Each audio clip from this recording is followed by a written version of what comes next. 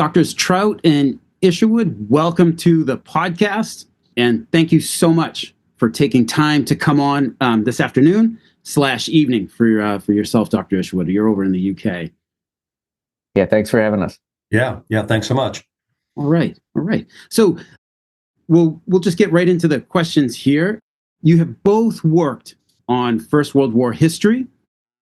What sparked your interest in the Great War? And I'll let you guys choose who wants to speak first. Steve, why don't you go first? Okay. Well, I actually can tie my interest in the First World War to a very specific moment. I was probably 12 or 13 years old, and my father was a ninth grade social studies teacher. And so he would come home from work, and you couldn't really interact with him for the first couple hours or so because his nervous system was completely worn out by those ninth graders. This was my first introduction to shell shock as a concept. But once he finally emerged, out from behind his copy of the Kansas City Star. I grew up in Kansas City, and you could actually speak with him. He would tell my mother and my brother and myself about what he had taught during that day in class. And I will never forget the evening when he described the unit that he was teaching on World War I. And the thing that really captured my imagination, and I think still does, was his description of this network of trenches that stretched all the way from the North Sea to the Swiss border, approximately 400 miles worth of trenches. And in my childish imagination, I thought, well, they must have all been connected. And a guy could enter a trench, in Belgium, up by the North Sea coast, and remain entirely underground then for this 400-mile journey, and then eventually emerge at the Swiss border.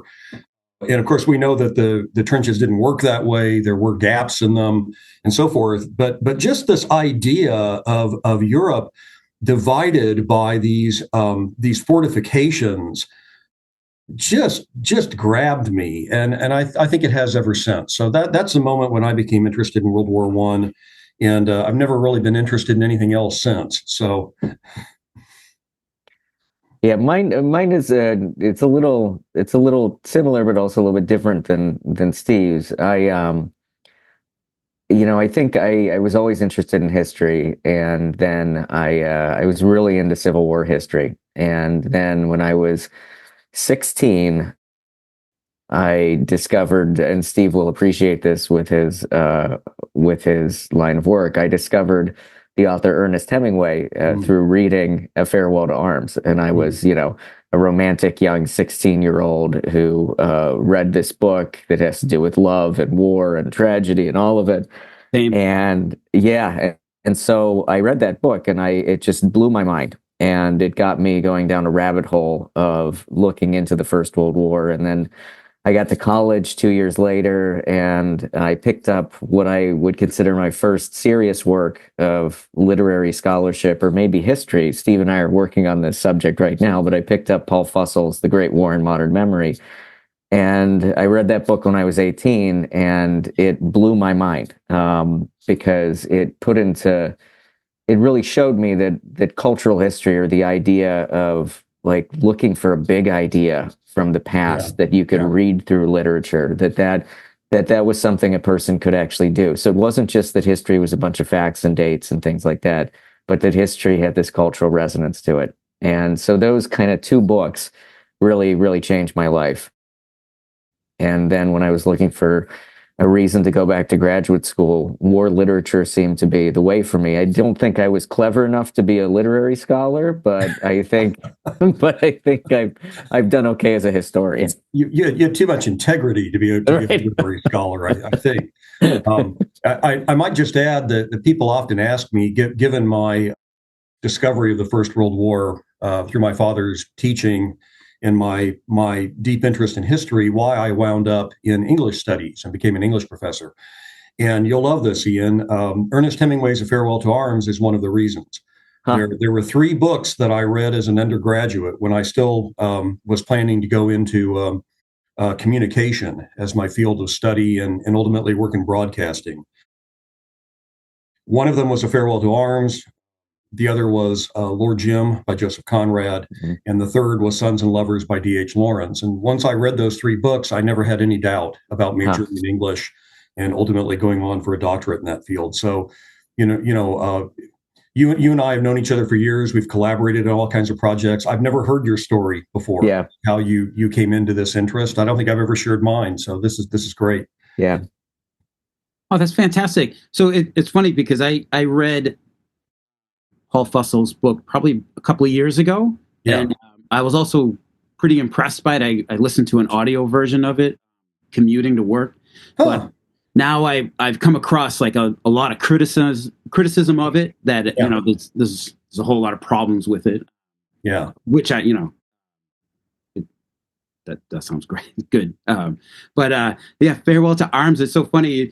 You bringing up Farewell to Arms, Dr. Isherwood. Like, I also read it when I was like 16, and I remember being like, oh man, this is a really sappy love story. And it's actually like those words actually popped up into my head just now, like sappy love story, and that's how I like categorized it. But now it's been almost 3 decades since I read it. It's like, all right, it's definitely time to revisit A Farewell to Arms and see what what you take of it now. So I strongly recommend it. And you're bringing it up as well, and that helped you become a literature professor. So definitely that's going next on the list here. So fantastic. Dr. Trout, you talk a lot about cultural representation of war and literature and everything, and it's like when you get a red Volkswagen, you start seeing red Volkswagens everywhere. But I wonder if you gentlemen, before we get into the book, I see World War One everywhere. Up here in the Northeast, where I live, like there's monuments everywhere that a lot of people like don't even remember what they're about, but they're monuments to World War One or guys, men and women who served in World War One. But then also like even in I even look at like TV shows like The Walking Dead, and I'm like, that goes back to like World War One, like mass death and like kind of like this end of the world, and so I guess the good thing is I've learned to like not bring it up with the family because they're like, yeah. So have we. Yeah, but yeah. So I wonder if you gentlemen see that as well, like in your work and then in the world of around you and media and everything. I'll let Ian address that one first. Yeah. So, I mean, I think that's par for the course. I think whenever you see like a purgatorial landscape and how it's represented in cinema, a lot of that goes back to early cinema and First World War, and certainly the tropes that you see with a lot of war films had their first incarnation in World War One books and World War One cinema. It kind of set kind of the genre of the war film and the war book as to what it would look like for both of the world wars. Just two little things, it's Thanksgiving and Christmas comes with the Peanuts movies, the Snoopy movies, and I always tell people that Snoopy's the best advertisement for getting into World War One history that you could ever imagine, because not only is he a war hero, but he's one of the elite war heroes, right? He's a fighter pilot. Right. Who then goes off and then he becomes a novelist afterward. So he is your stereotype of your World War One pilot. So you see things like that, and you look at it, and they're kind of fun to think about. But then so one little thing I was thinking about was I was watching, and Steve will laugh at me for this. So I was watching at PBS a rerun of the Lawrence Welk show right before we came over to the UK. And so I'm watching it. I was watching all these older people dancing in the late 1960s or early 1970s at the Lawrence Welk show. And I was looking out at them, and I thought to myself, there's probably a bunch of doughboys out there in the crowd, because they would have been the exact age, right? And so you look at something like that, and you remember that within living memory, there were World War One vets that were still with us. I mean, I'm 46 years old, and I remember as a kid, there were still World War One vets around. And so it's not that far away, but it is, of course, that far away. Yeah. Well, and I'm 61, so I have vivid memories of World War I veterans I met as a child and as an adolescent. Well, my journey into the study of America in the First World War is I think if I address that, that will be a way of responding to your question, because once I decided as a graduate student in literature that I was going to work on the First World War, I did what a lot of people did. I decided to focus on the British experience, and reading Fussel's The Great War in Modern Memory was a big moment for me, as it is for so many people. And I really became fascinated by the British cultural response to the war. And in fact, I wound up writing my doctoral dissertation on that subject. But I grew up in Kansas City, Missouri. And Kansas City, Missouri is home to the Liberty Memorial, which is the largest, most elaborate First World War memorial in the entire nation. And my dad would take me down there when I was a kid. I was always aware that Kansas City was the home of this incredible commemorative edifice. And I started to realize, sort of working out from the Liberty Memorial, that World War I commemoration in one form or another was everywhere in the American landscape. And absolutely no one was talking about it. When I decided to shift into working on First World War American literature, cultural representations of the war more broadly in American visual art, in American memorials, etc., hardly anyone was doing any work on that subject. Everyone was gravitating toward the British cultural response to the war. So it was the realization that there's this ubiquitous cultural entity, and no one is addressing it, that really led me, I think, to work on the American response. And just to put a plug in for Steve, if listeners haven't listened or read Steve's On the Battlefield of Memory, it's a fantastic book about American responses and American memory of the First World War. It's a foundational text, Steve. So that's one of those that, it's really important for people to read. Yeah, I couldn't agree more with that assessment. Love it. All right. Well, this is perfect. So, Dr. Trout, as you focused on the American experience in World War I, so we're here to talk today about the book Serpents of War. And so let's start with the main character and the main force behind that book happening, who is Harry Parkin. Can you tell us a little bit about Harry Dravo Parkin and how his manuscript was discovered? Let me allow Ian to respond to that one first, because Ian actually has some connections with Parkin and with the Pittsburgh background. Okay, sure. Yeah. So the manuscript it is in Gettysburg College, so it's in special collections at Gettysburg College, and I was aware that it was there, and it comes in 5 bound volumes, so it's a big manuscript. And so I was aware it was there, and I was aware also that there was this strange book collection that was tied to the manuscript. So literally, when you were in the stacks looking for war memoirs in the Gettysburg College Library, Musselman Library, there were over 300 war memoirs that were actually in the stacks, first edition war memoirs, that all of them in the inside of the war memoir had Harry Dravo Parkin's book plate inside of it. And his book plate, it's inside of Serpents of War, but it's really unique because it has his Distinguished Service Cross that's there in the book plate, has the regimental number, identifies him as a major, right? It's a really cool piece of material culture. So when I was doing my PhD, I was adjuncting at Gettysburg, and I was using some of these memoirs for my PhD. And as I was going through them, I noticed that Parkin was annotating a lot of these books with pencil marks, and he was... so I went up to special collections, and I realized that the manuscript was up there. But this was back in 2010, 2011. So I was working on a bunch of other projects.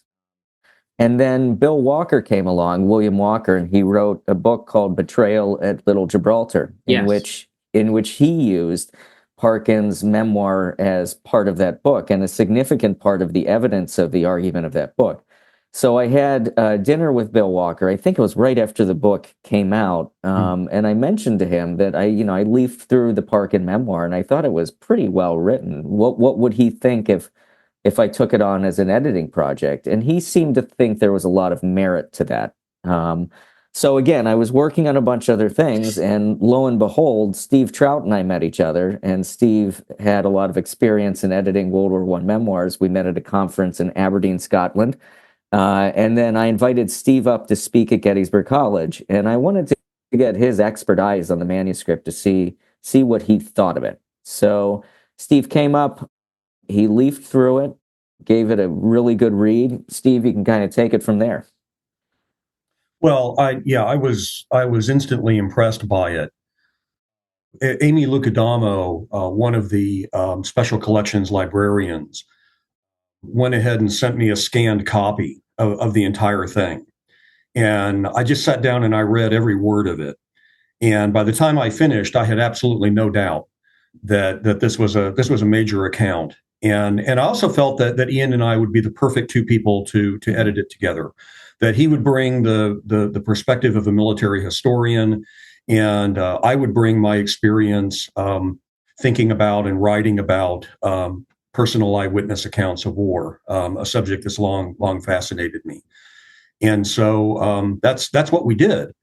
And, we worked on this book together. Ian, it was something like 3 years, wasn't it? 3 years, yeah. Yeah. Wow. It required a lot of work. The manuscript in its original form was unpublishable. Mm-hmm. Not because Parkin was a poor writer. Actually, I think Parkin was quite a gifted writer. The problem, though, is that for whatever reason, and the alcoholism that he suffered from later in life may have contributed to this, he repeated himself as he worked on this project. He would introduce another officer, maybe share some anecdotes about that individual, and then 50, 60 pages later, he would reintroduce that character, perhaps with the same anecdote. It's possible that the 5-volume format of the memoir, mm-hmm. that may have contributed to some of this confusion as well. He may have worked on these volumes individually, may have forgotten what he had already covered. So we realized as we started going through it that it was going to need a fair amount of editing. There were also lengthy digressions that Ian and I personally found fascinating, but that really detracted from the forcefulness of the narrative, that really interrupted the flow of experience that Parkin is presenting us with. So it took a long time to get the manuscript into shape. The chapter organization was often quite eccentric. You would have a chapter that was 70, 80 pages long, followed by one that's maybe 20 or 30. Really? So we decided to introduce some of our own chapter breaks. And that meant, of course, that we had to come up with some new chapter titles. And so ultimately, it's Parkin's account. It's his book. But it also, on some level, is a collaborative enterprise. I think we brought our own taste, we brought our own backgrounds to it, and contributed to the manuscript in that way. I wrote most of the introduction, and it turned out to be a very long and detailed introduction. That took me quite a while. I was a department chair while I was doing all of this. This was in the midst of the COVID pandemic. My department was imploding. This was my salvation every night, going home and working on Parkin's manuscript. So I contributed to the project in that way. And then Ian really had, I think, the most tedious task of going through and annotating the historical references in the text. And I think, and I've said this to Ian many times, that I think he did it just exactly right.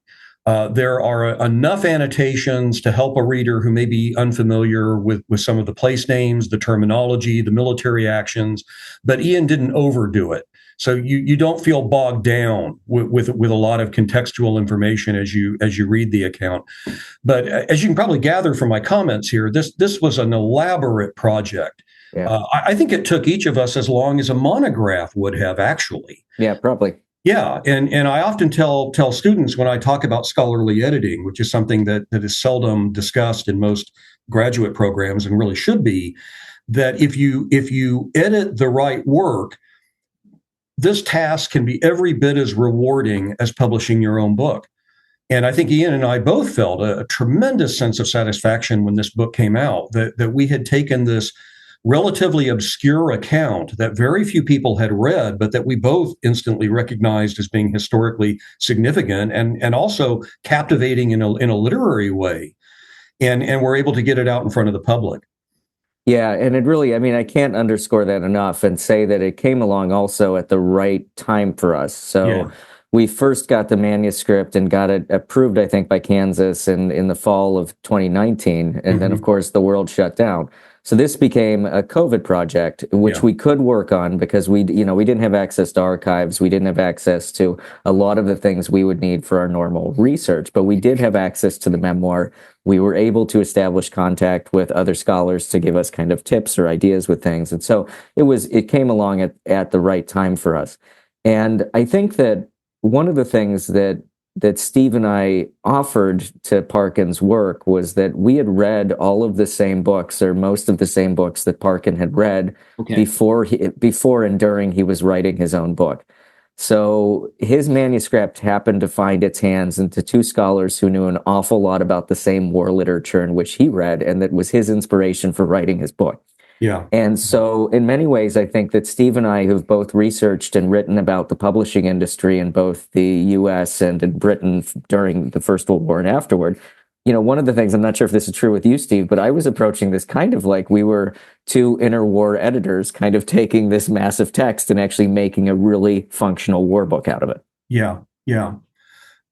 It's interesting to think about Parkin's intended audience because I think this shifts at various points in the narrative, and I think ultimately it's a bit ambiguous. There are several places where he explicitly says, I am writing this memoir so that my son, Harry Parkin Jr., who was 9 years old when Parkin was commanding this battalion in France, I'm doing this so that my son will understand what I experienced. And when he's old enough to process this memoir, he'll know what I went through. Okay. But then there are other places where he seems to hint that it wouldn't be such a bad thing if this were published. And there's even one moment that I think it gave both of us chills, where he remarks parenthetically that I hope that the editors of this memoir in the future will consider the following. and suddenly Ian and I realized, oh my God, he's addressing us from beyond the grave. We are the editors working on this. It was a great moment. One other thing I wanted to mention real quickly in terms of Ian's qualifications for this project, I think it's important to note that not only is Ian at Gettysburg College, so he's at the institution that Alice Dangerfield Parkin, Harry Parkin's widow, gave the memoir to in 1950, and he's a historian of the First World War. Ian is also a Pittsburgher, and I think this was important because he knew the city that Harry Dravo Parkin came from. And, Ian, you had insights into the social class system in present day Pittsburgh, and also what that would have looked like in the 1910s. You were familiar with the Shadyside Academy, the exclusive preparatory school that Parkin attended there. So I thought that you brought you actually tracked down the Parkin home in Pittsburgh, really, which we featured as an illustration. So I felt that Ian had a lot to bring to the project beyond his academic qualifications and his position at Gettysburg. I felt he had some unique insights into Parkin because of where Ian is from. Yeah, well, thanks for that, Steve. It was one of those things that it was great being able to drive around Pittsburgh and look for Parkin things there. And also, it was also good to be able to put a lot of what I thought was useless Pittsburgh trivia to kind of good use. Right. A lot of are there still a lot of traces, like Are there still traces of Parkin's world in Pittsburgh today? So not as much. So Parkin's family, they were in the steel industry, and as pretty much everyone was there in the steel industry, really is pretty non-existent in Pittsburgh now. But the class system that he grew up with was still intact when I was kind of growing up, and that there were, like, for example, his family belonged to the Duquesne Club, which is the premier club for gentlemen in Pittsburgh, for gentlemen businessmen, and that's a club that he knew, his father knew, and is still a club for kind of the Pittsburgh elite. So that kind of world still exists a little bit in Pittsburgh, but it's not the same world as the kind of the late Victorian world in which he grew up in. But his house is still there. Shadyside is still a very nice place to live, and so you can see traces of the world in which Parkin lived in. Amazing. Mm-hmm. I can't remember the source right now, but I've read somewhere that another historian wrote that the American AEF officer material, American Expeditionary Force, like the men who made up a lot of the officers, were probably of the highest quality that has been seen throughout America's history, or very close to it, because a lot of these guys, they were like Harry Parkin. They were college educated. They were the elites, and there's a if you look at the fighter pilots, I mean, many of them, they were like Harvard grads. A lot of the ambulance drivers, they were all Harvard grads who shipped themselves over to France to volunteer for the French army and to drive ambulances, fly planes, and fight as members of the Foreign Legion. And then a lot of these officers, like Parkin is one, like these guys were, they were not working class. Like these were well-to-do men, and just the sense of like Harry Parkin, like while he's very much a man of his time and a very opinionated man, which he definitely is. He must have been awesome to be around. But like he was a qualified man, like qualified to become an officer, and certainly qualified to become a major, in my opinion. But also, like, you can tell that even though he didn't grow up a military man, he took to it like 100%. Like when it was like, all right, I'm gonna take part in this. I'm gonna become an officer, and I'm doing this. And he was all about it. Like, and he believed in what he was doing. So he's I don't know. I find him a fascinating man of his time. Can anything you got you'd like to add to that, or to round that up? Well, I think the quotation you're thinking of comes from Samuel Hines, and I believe it's from The Unsubstantial Heir, which is his study of American aviators in World War I. Yep. And he makes the point, and I'll paraphrase it badly, but it's to the effect that if the United States had an aristocracy in 1917, which one could argue it did. Yes, it was represented by these young officers. That's it. Yes. Who served in the American Expeditionary Forces. I think some things about Parkin's life and some things about his military service seem almost inevitable. Because of his social background, he went to Harvard. This was just for a young man of this time, of this social background, of this level of affluence, you went to an Ivy League school. The fact that he goes to the Plattsburgh camp, he's part of the preparedness movement. Not unusual at all for a person of his social background. To go from that into the officer training program at Fort Niagara, again, there's a kind of an inevitability to all of this. Mm-hmm. But some things are unique. Parkin was a good deal older than most other officers in the American Expeditionary Forces. He's 38 years old by the time he leads this battalion in France. This makes him an old man. He's surrounded by officers who are much younger than he is, who are mostly in their 20s. Also, Parkin had I think a distinctive and unique fascination with military history, with military memorabilia. He collected war relics, started as a child, did this throughout his life. So I think even apart from some of the inevitable sort of features of his transition here into an Ivy League school and then ultimately into officer training and so forth, I think there's Parkin's passionate interest in war, and I think a desire to experience something that he has studied, that he's only seen from a remove. So I certainly have the impression, and Ian, you can indicate whether you agree, that Parkin was just itching to get into World War One. He wanted a command position. He wanted to serve. He wanted to test his own bravery. And there's no question at all about his physical courage. I don't think he exaggerates this one bit in the narrative. He states at several points that he felt he had a responsibility to the enlisted men he commanded to take the same risk that they did.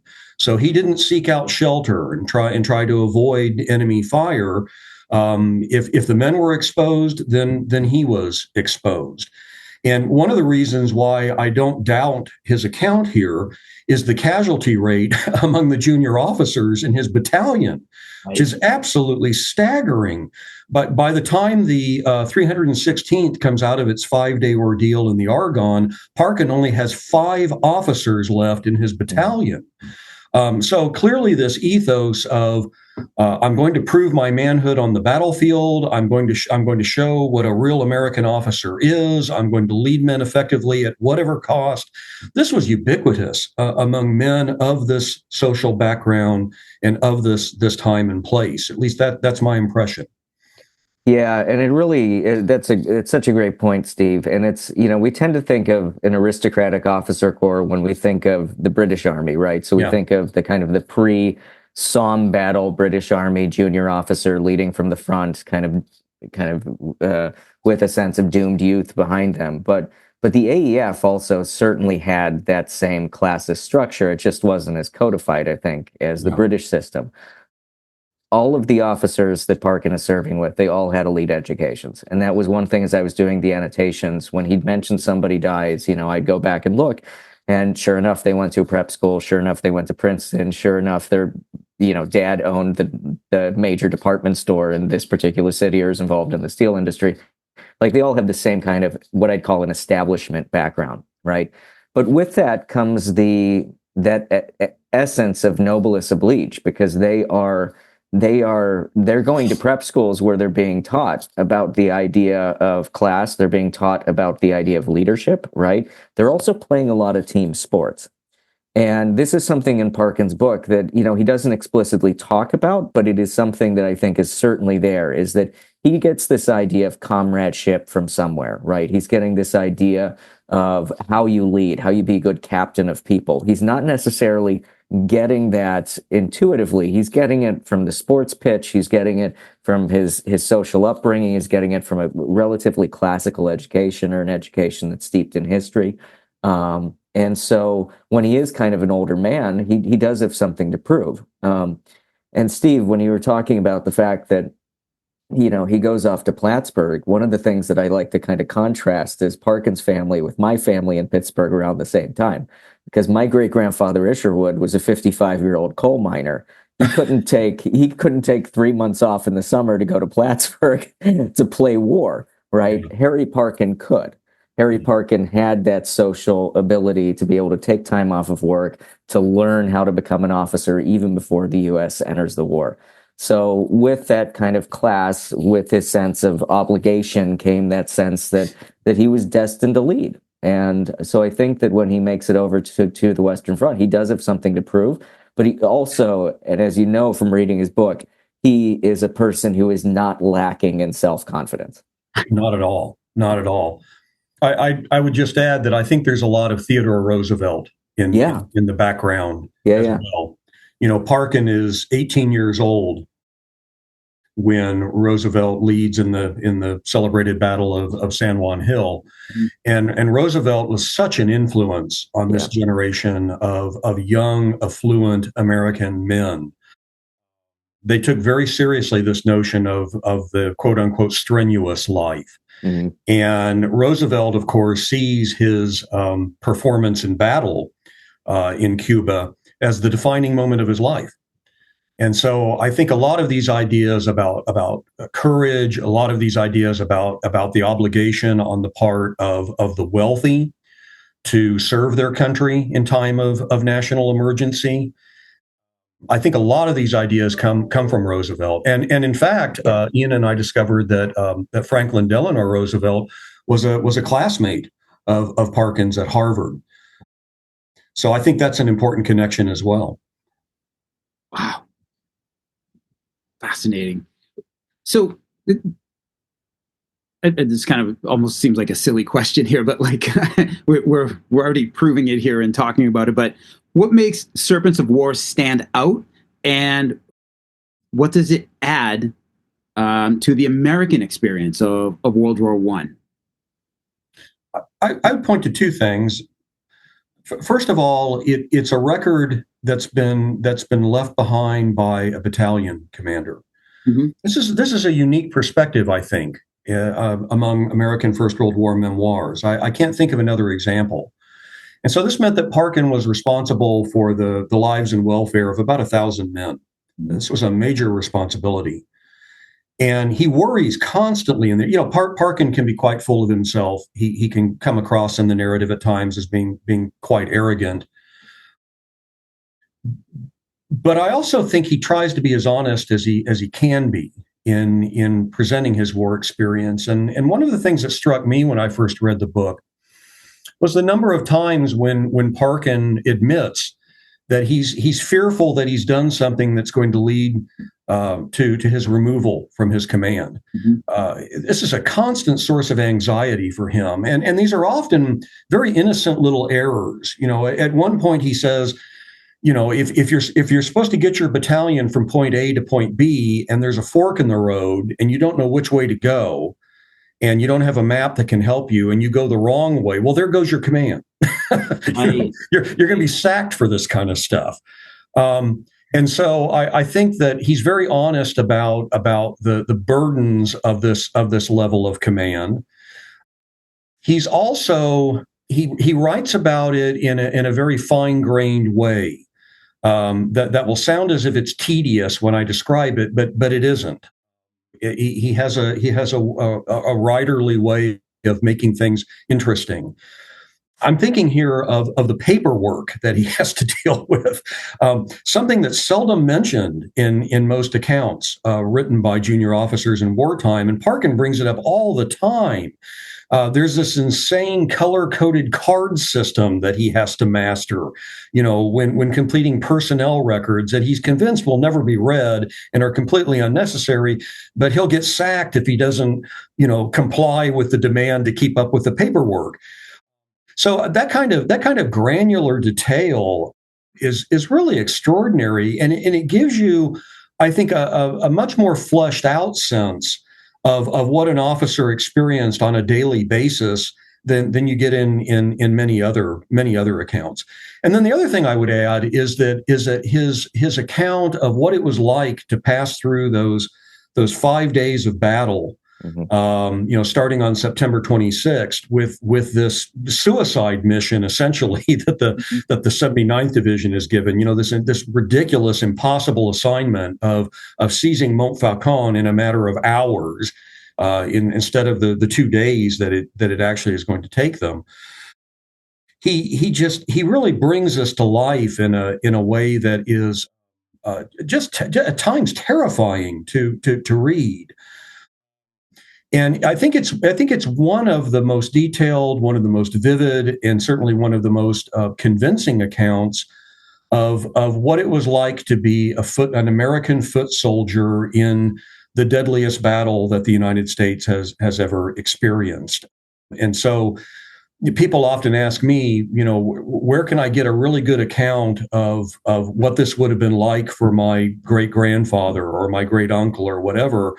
And I point them to Serpents of War.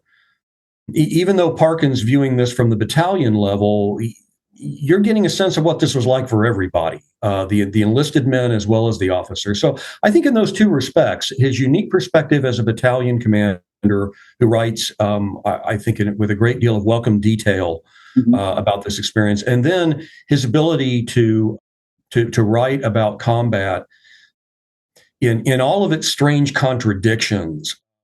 One scene I'll mention real quickly, and Ian will remember this. There's a moment when when Parkin and his fellow officers are basically flat on their bellies in a field, and they're being shelled by the Germans, and one shell passes over their heads and it lands a few feet behind them. And because the ground is saturated with water, because this is northeastern France in September, it's absolutely miserable. It's cold. People are just soaked to the skin through this entire battle. Because it's so damp, the shell explodes and it doesn't harm anyone. It just flings these huge clods of dirt that pepper the backs of the officers as they're in this position. And they all break out with hysterical laughter. It seems like a very authentic moment, that in the midst of this stress of combat, something has just happened that's not really comical, but it seems that way at the moment, and everyone laughs and everyone gets a kick out of the expressions of fright that are on the faces of their fellow officers. Okay, so you read that, and then seconds later, a messenger from one of the companies that are advancing up ahead comes back to confer with Parkin on something, and the guy gets his brains blown out. A bullet passes through his helmet at the very moment that he's talking to Parkin. So you've got this just incomprehensible juxtaposition of something that's viewed at the time as being humorous, set right next to this moment of sudden horror.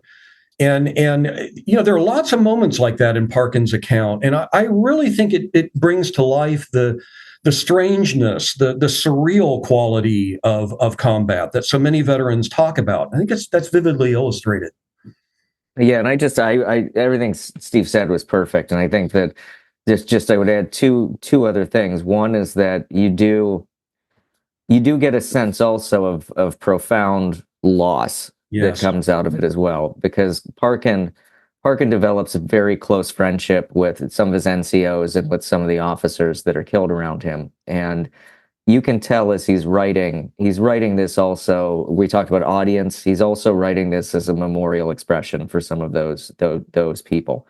And the book gets at the heart of kind of the difficulty of a memoir's job, I think, a war memoir's job, which is trying to get at the reality of what they experienced while also trying to preserve something of the heroism of the men around them. And especially the 5 days of Mountfaucon. I mean, Parkin, I think, has a really amazing ability at writing about battle. A lot of memoirists really struggle with that. Parkin has vivid clarity, and I think in part it's because of his position as both a battalion commander, so he's not leading the platoons himself, but he's actually able to observe the moving parts that are around him. The second thing I'd add is that he was taken captive, and there aren't that many that I know of captivity narratives of American officers, especially a battalion commander. I'm not even sure if I can recollect one. No, I don't know of any others. Yeah, and so even though he's only captive for about a week, it still is a pretty unique account about his experience of traveling into Germany and then out of Germany after the war. I was surprised that he was taken so far from the front line, like so quickly. And I was actually even surprised at his treatment. Like he speaks very, very highly of his treatment by the Germans, and in nowhere in his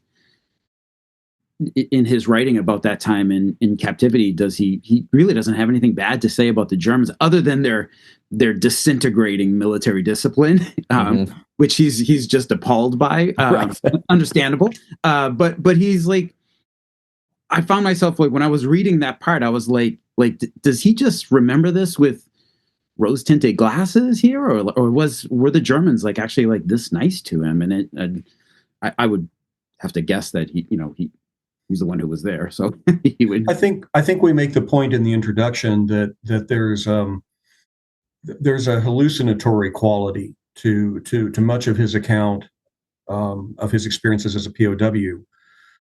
And I think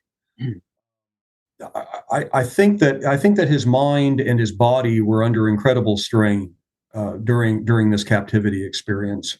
He was wounded in both legs. and he seems too mobile in his description of what he's doing once he's taken prisoner. And then his account of the Germans, I have no reason to suspect that it isn't largely accurate. Mm-hmm. But two things about it I think are problematic. One, I question this universal respect and consideration that he receives from his German counterparts, from the officers in the Imperial German Army. May well have happened. It may well have happened exactly as Parkin describes it. That there may have been a social class recognition going on here between the well-educated counterparts in the Imperial German Army and men like Parkin. But it seems a bit exaggerated at times. And then the other thing I wondered about is Parkin just meets these German soldiers who speak English. It seems like 3/4 of the Imperial German Army is fluent in English, or 3/4 of the German Army consists of men who have relatives back in the United States, or who worked in the United States, or they worked as waiters, like back in London or New York. Yeah. Yeah. So you wonder, if you put yourself in Parkin's shoes in that section of the memoir, he's gone from this position of command and authority now to one of complete helplessness. He's probably in a great deal of pain from these leg wounds. He doesn't know how the Germans are going to treat him. He doesn't know what's finally going to happen to him. And so I felt ironically that part of the memoir where he's out of the combat action seemed to me at times to be maybe the least reliable. On the other hand, when he's describing what it's like to pass through the Meuse-Argonne, I have much greater confidence in what he's telling us. And just a quick point about that, and to go back to Ian's observation about the nature of war memoirs and the issues pertaining to war memoirs that Parkin's own account presents. A lot of people who write about their personal experience in war will maintain that experience is ineffable. It cannot be put into language. It defies language. It is beyond language. Parkin never does this, which I think is very telling. Parkin's confident that he can find the language to describe this experience. And then to go back to Ian's point about the memorial function of the text, I think Parkin feels he has a responsibility to get the language right and to describe things, no matter how painful, as they happened in battle, because he owes this, in a sense, to the men who have died. So I think this is a unique thing about Parkin. And Ian, you can probably think of other examples as well of war memoirs where the memoirist throws up his hands and says, "Well, I really can't make sense of what happened next, or I can't really convey the full import of this particular situation." Parkin always feels like he has the resources at his command to effectively narrate something. He does, and I'm hesitant to say this, but I will, even though this is being recorded. That historians are pretty. One of the things that we warn ourselves about doing is to try to get into the psychology of the person that we're trying to understand, right? Right. But there is something to the nature of traumatic memories that has played with me with Parkin, with the POW section versus the other sections, in that. Parkin is a creature of honor. He clearly is a very courageous man. He proves himself under fire in the first 2/3 of the book. But when he's wounded, I really think the narrative shifts. Yeah. And I think part of the reason it's in kind of, as Steve would say, this kind of dreamlike sequence is because I think that kind of the traumatic reality of what his experience was, in two reasons, kind of came home. One, because he's physically not able to move and in a great deal of pain, or is too mobile for some reason, but he's in a great deal of pain, right? So he's dealing with the war wounds. But then the second reason is because he's completely inactive and doesn't have something to concentrate his mind on. When he's in battalion command, when he comes out of battle, he's immediately doing paperwork and writing letters and hyper-focusing on the million different tasks he has to do. Once he's on a stretcher, he's not doing that. So I think that there's something about trauma, there's something about decompression that's going on in that section. And I think the weirdness of that section is something you'd probably find in a lot of memoirs of people who've been wounded. And I've read a bunch of these, or people who are POWs, where they suddenly have time to process what's actually going on. I think that's an excellent point. And you just need to come over to literary study. We'll hypothesize about people's psychological states, all day long. We're under no immediate pressure not to do so. So you're welcome. Thanks, Steve. That's well. We've any scene from the book that captures like the essence of who Harry Parkin was as a man and military officer for you? I'll give you one that I think is the most powerful scene in the entire book. And I think it's a scene that haunted Parkin his entire life. After the 316th Infantry comes out of it goes through two ordeals in the Argonne. Right. Its first ordeal, which opens on September 26th. Parkin's battalion faces, something like a 20-mile march, to get, away from the front lines. They're sent to the Troyon sector near Saint-Mihiel, and they're exhausted. They're exhausted. I mean, people they've used up their adrenaline. They don't have anything left. They've been through 5 days of battle. They've had little to eat, little to drink. The weather is horrible. The influenza pandemic is raging. Everybody's sick. It's just a miserable bunch of men. And they march out of this battle. And even in the midst of all this misery, Parkin feels that he can still feel some level of pride that these inexperienced citizen soldiers, who incidentally are miserably trained. They're completely unprepared for this ordeal that they experience. This becomes very clear in Parkin's memoir. He feels that they've acquitted themselves well. They've represented the great state of Pennsylvania and the other areas, that provided the soldiers for the 79th Division. They've done the best they could. And so they get down to the Troyon sector, and the officers who are survived, and there are not very many of them, right, are summoned to a meeting.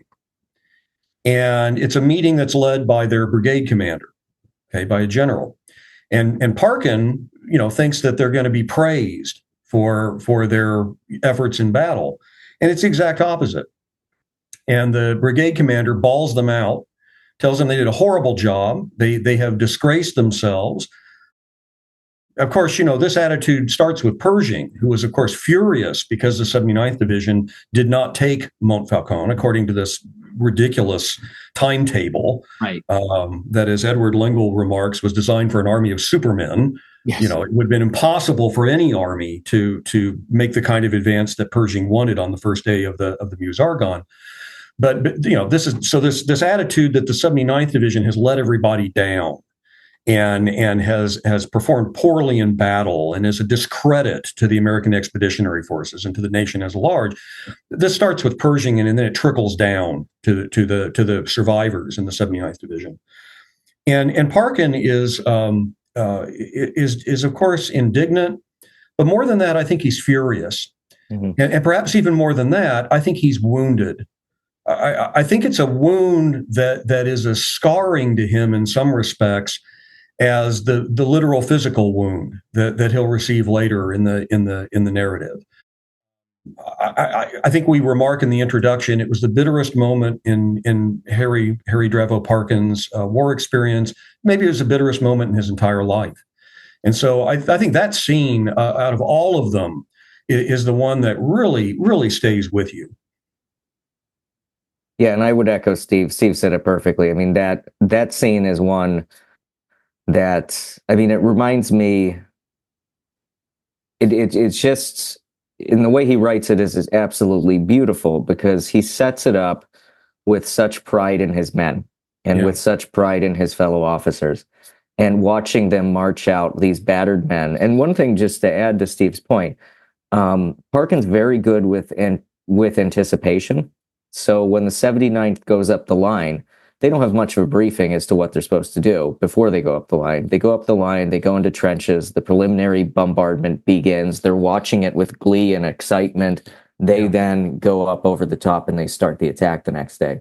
And when you contrast that anticipatory excitement with all of its bravado and courage with then the unexpected reprimand in which he receives, I agree with Steve 100%. Like, that's the impetus, part of the impetus for him, I think, writing the book. It certainly was the impetus for him then writing his affidavit, and writing about the controversy at Mountfaucon that then Bill Walker was able to use in his book too.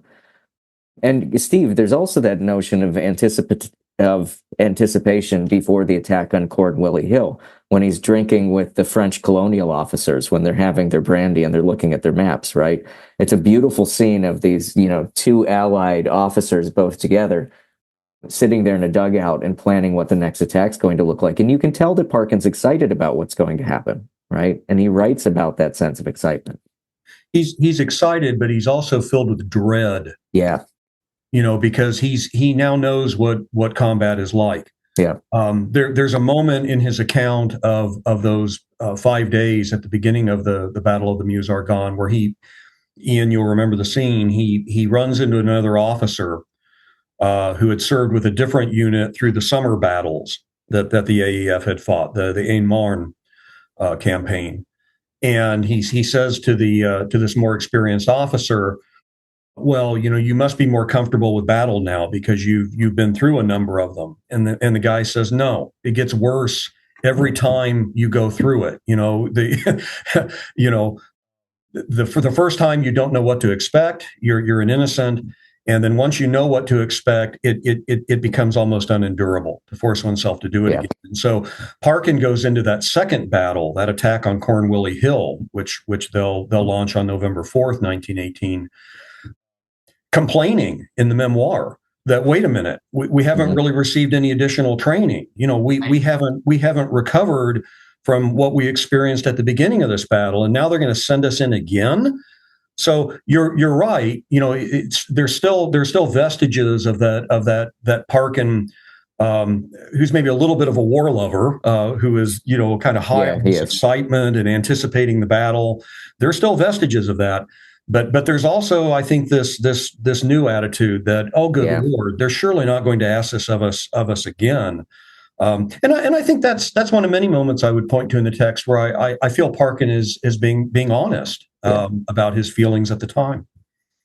It's like a both and, like he's excited for combat, but he's also distinctly aware of, like, I remember him mentioning that, if we'd had machine guns, I could have held that hill rather than have the Germans take it back. Like, so he's aware of everything that can kill him all of a sudden, like. Exactly. Yeah. And Steve and I have both been to both sites, and you really don't get the vastness and the difficulty of what they were called to do unless you're seeing the topography.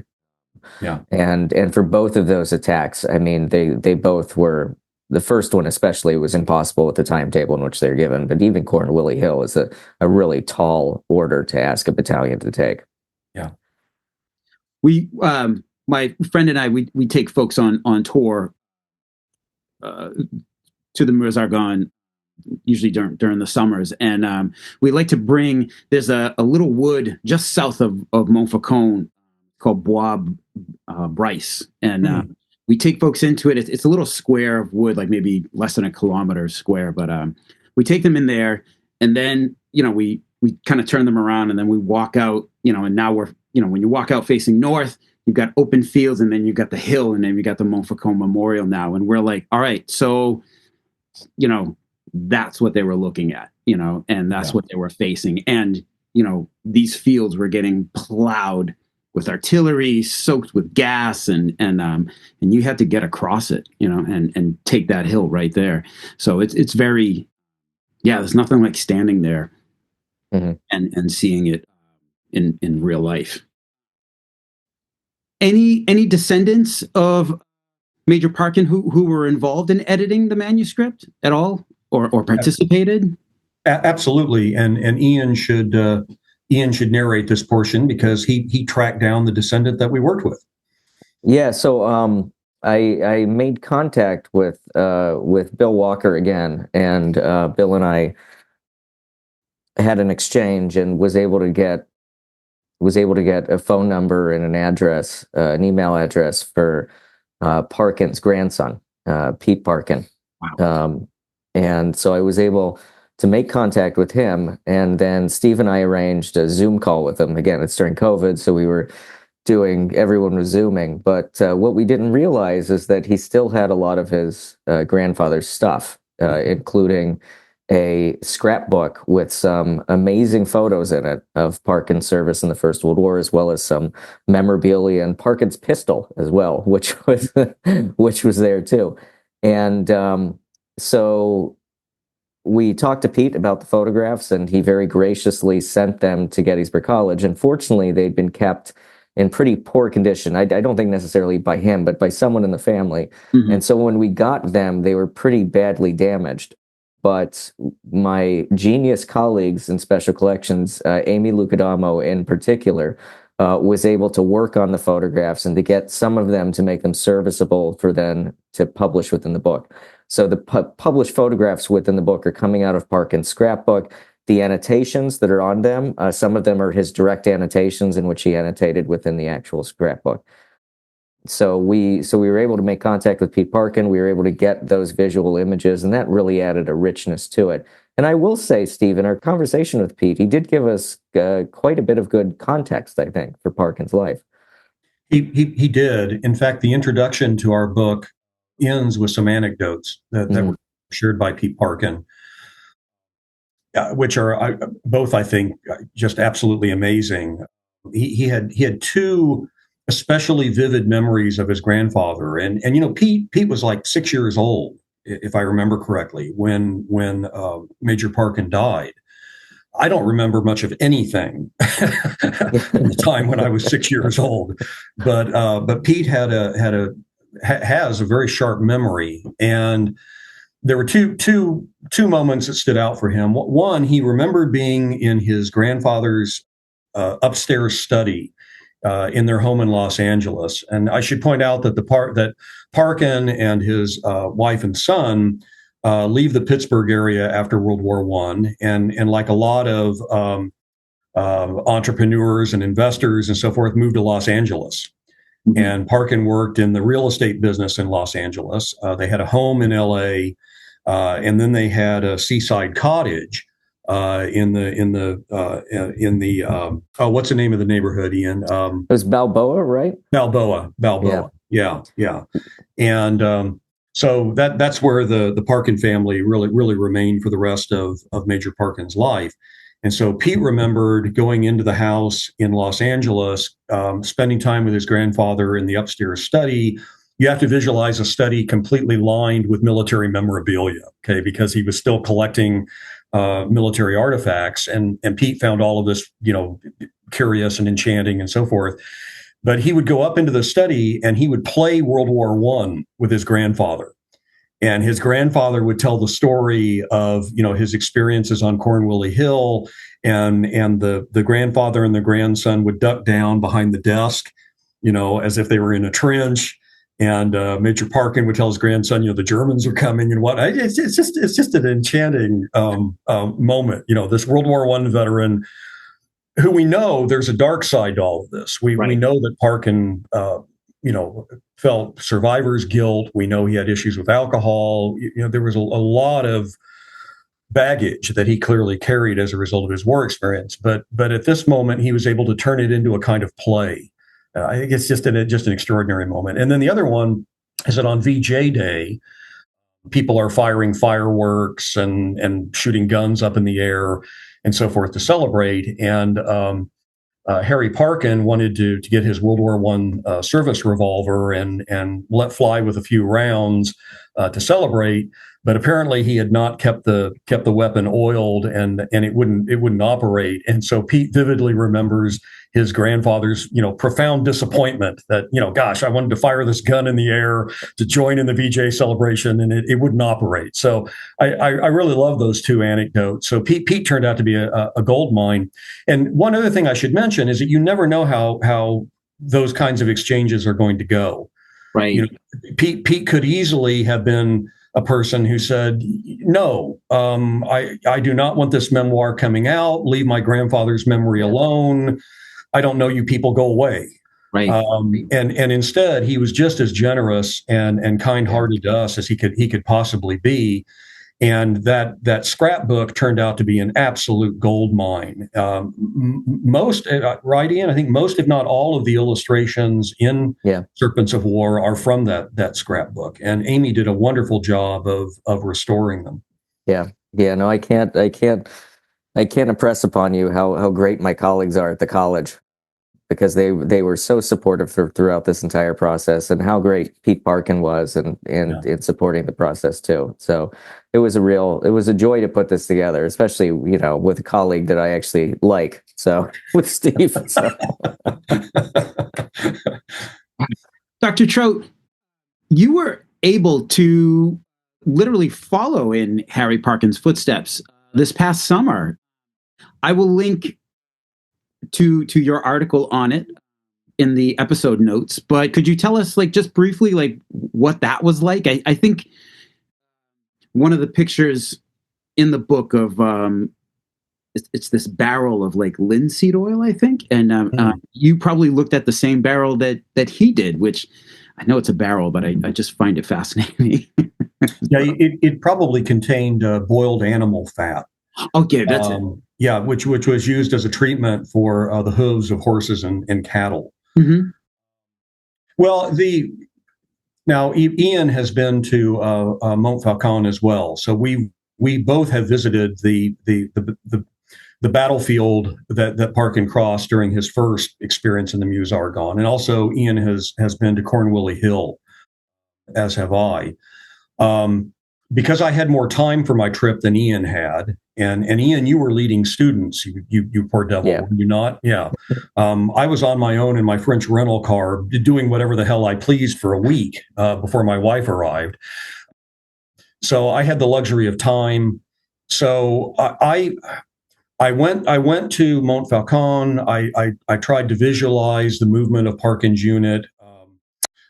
South of that hill when they were operating in support of the 313th Infantry, and then to visualize how they crossed that landscape once they were moved to the point of the spear, once they were leading the attack in that area north of Mountfaucon.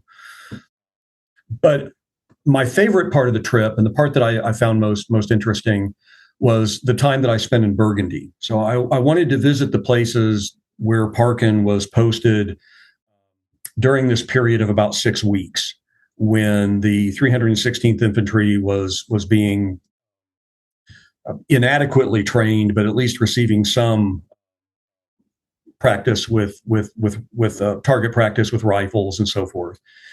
And so I visited the town called Percy-le-Grand, which is where Parkin had his command post during this period before they went into battle.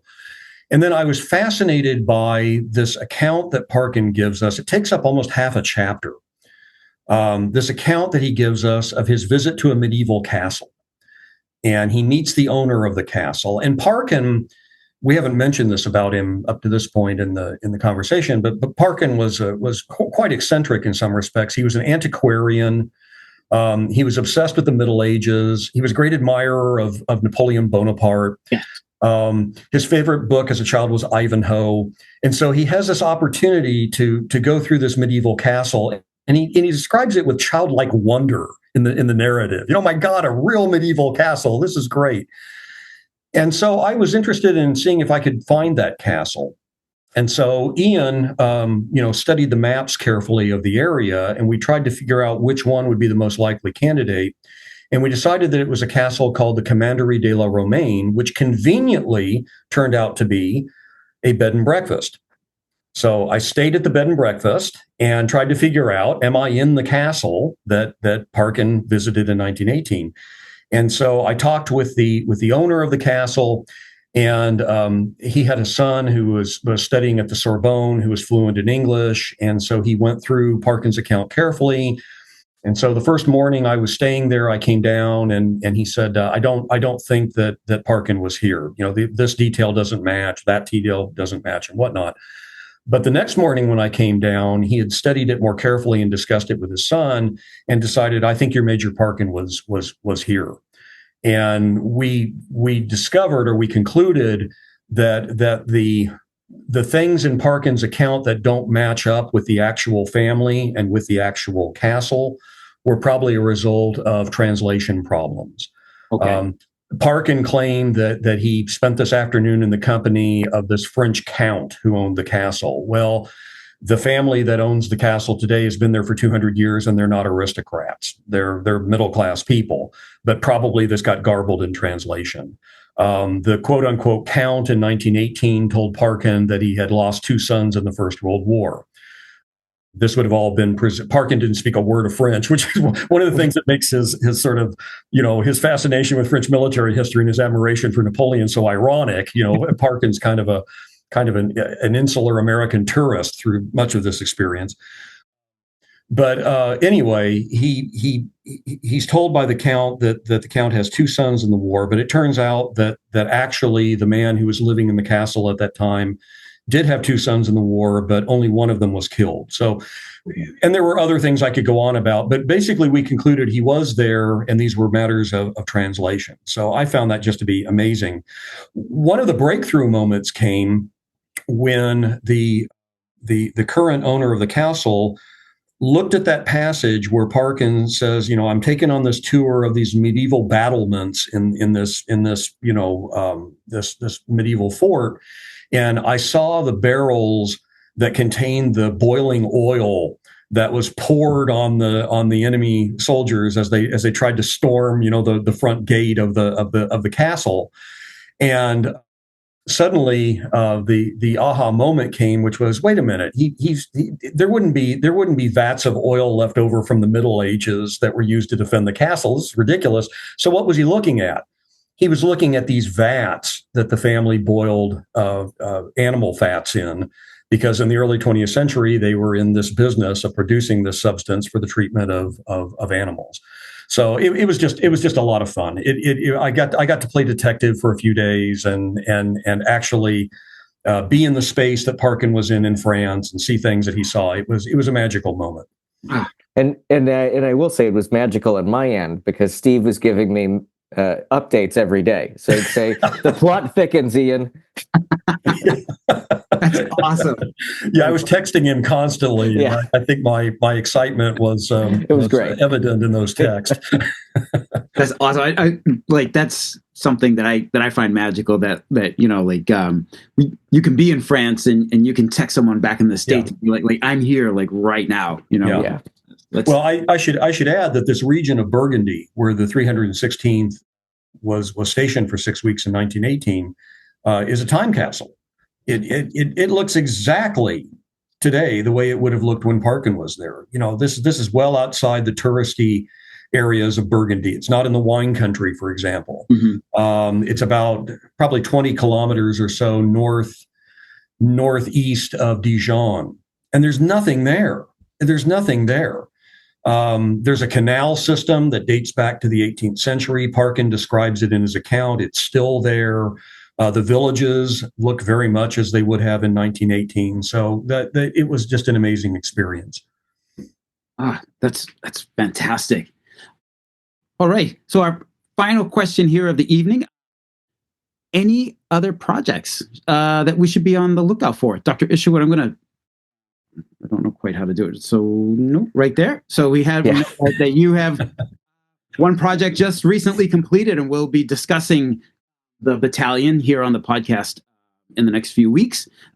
But any other collaborations or any other ideas that you are willing to share? And it's okay if you're not. What do you think, Steve? Oh yeah, sure. So Steve and I just finished another collaboration. Should we talk about that, Steve? Yeah. So we just finished an article for the Journal of Military History on Paul Fussell's Great War in Modern Memory at the age of 50. So we're re-examining that work in light of all of the people that love it, all of the people that loathe it, and trying to assess kind of what the lasting impact of that book has been on the field of First World War studies.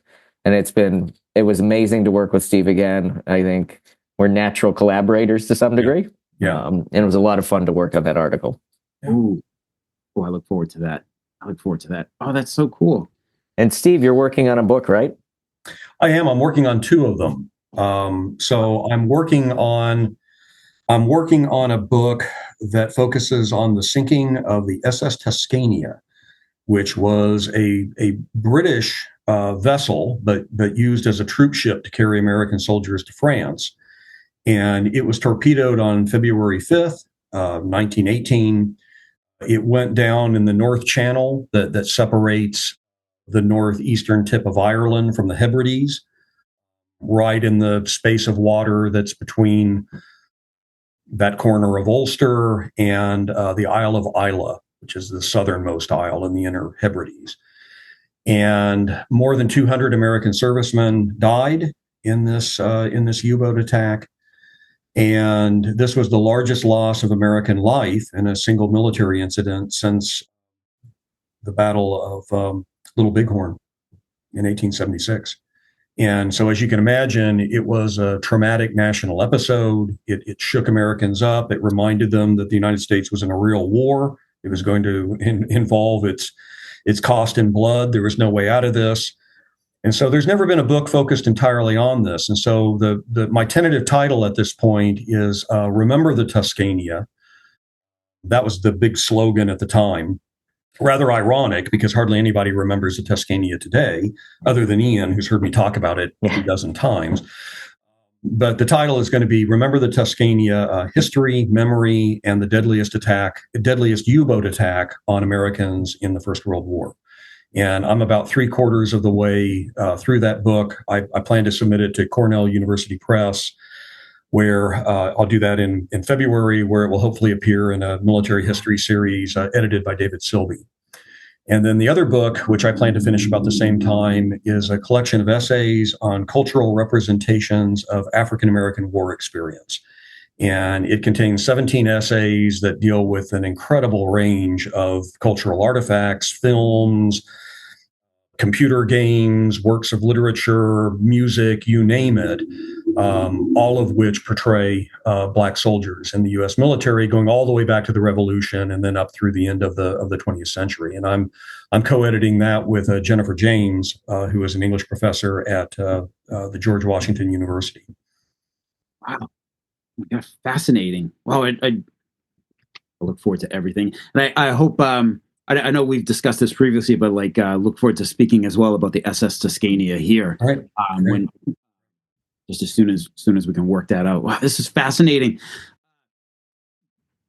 Doctors Trout, Dr. Isherwood, thank you so much for coming on. Dr. Isherwood, I know it's probably pretty late over in England, so thank you so much for taking time out of your evening. Dr. I think he's holding up pretty well. Yeah. He's doing great. This has been awesome. Thank you so much for coming on the podcast and talking about the book. And this was such a great conversation, and makes me look at the book like really.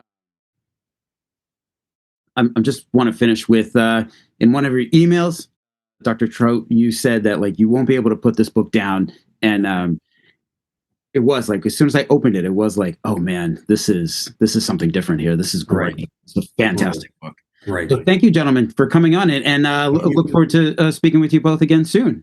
Yeah. Well, thank you so much for having us. Yeah. Thanks so much, Mike. You got it now.